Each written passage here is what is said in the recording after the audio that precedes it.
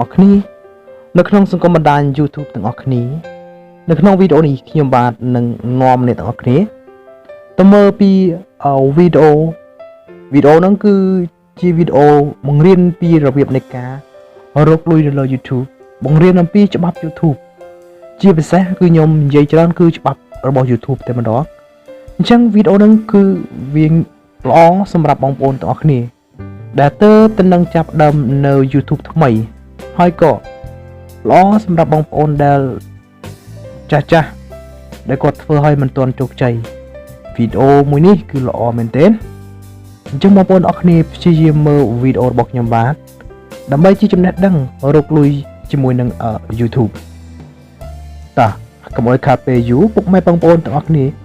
ចូលទៅកាន់ Channel YouTube របស់ខ្ញុំបាទទាំងអស់គ្នាដោយបងប្អូនចូលទៅកន្លែង YouTube ខ្ញុំនឹងប្រាប់តែម្ដងតើខ្ញុំបានដាក់ត្រង់ណានៅវីដេអូដែលរកលុយជាមួយនឹង YouTube នៅវីដេអូដែលនិយាយអំពីច្បាប់របស់ YouTube អូខេ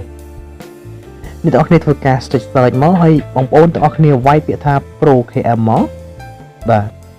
បន្តមកទៀតនេះគឺជា Channel របស់ខ្ញុំបាទហើយមុននឹងចូលទៅដល់ Channel របស់ខ្ញុំបាទសូមពុកម៉ែបងប្អូនចុចនៅពាក្យថា Subscribe បាទ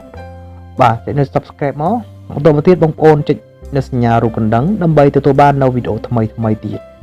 បងប្អូនចុចលើ Channel របស់ខ្ញុំបាទមកអ្វីដែលខ្ញុំចង់បង្ហាញពីវីដេអូដែលរកលុយជាមួយនឹង YouTube បង្ហាញពីវីដេអូដែល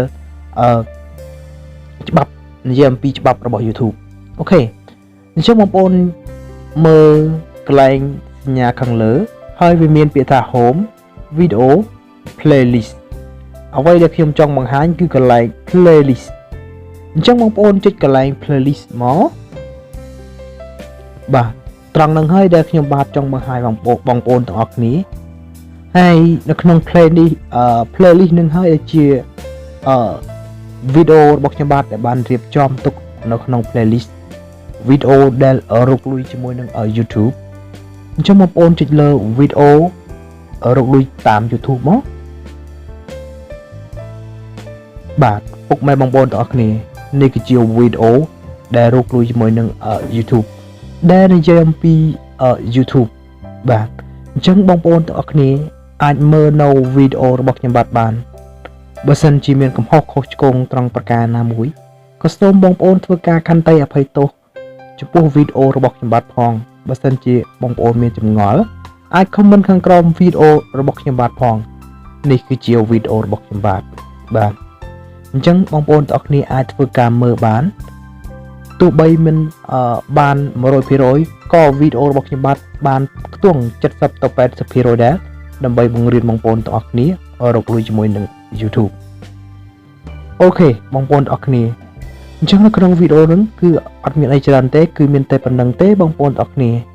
ហើយជាចុងក្រោយខ្ញុំបាទក៏សូមអរគុណបងប្អូនទាំងអស់គ្នាដែលតែងតែគាំទ្ររាល់ Channel YouTube របស់ខ្ញុំបាទហើយក៏សូមអរគុណសូមឲ្យជោគជ័យទាំងអស់គ្នាក្នុងការរកលុយជាមួយនឹង YouTube ខ្ញុំបាទ Pro KM សូមអរគុណសូមជម្រាបលាជួបគ្នានៅវីដេអូក្រោយទៀត